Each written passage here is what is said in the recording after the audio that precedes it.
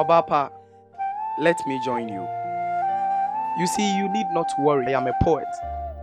There were so many things happening in society that disgusted IUB and I. So I spat 3 times. It sounded poetry. People started calling it poetry, making me the founder of poetry. Oh, please, ow. That one was a lie. I am not a poet.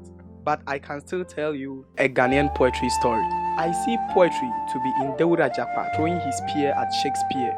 To me, poetry is sitting under the light of the moon with Chief Moment listening to stories. I see poetry to cherishing the black skin, being proud of being an African like Sir Black.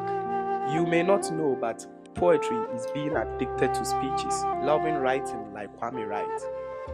Poetry is learning Ghanaian cultures in the University of Oxford with Oxford. You should know poetry is standing on the Mount Zion just to see Zion. Poetry has a little secret, which is my first kiss with Delali, younger sister of Olali. You smile. Poetry is speaking aloud like Loud the Poet, or making spoken word jump like Poet Young.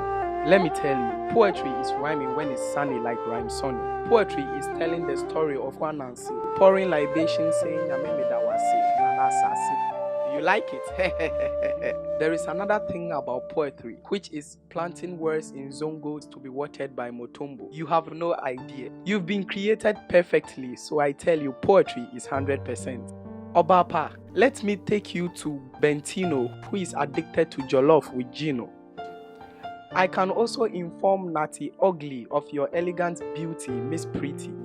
And I assure you, Obapa, on our wedding day, libations shall be buried in the earth by your Kungfu Penny. So tell me, don't you love poetry? So come with me, give me your hand. Let me take you to the land of poetry.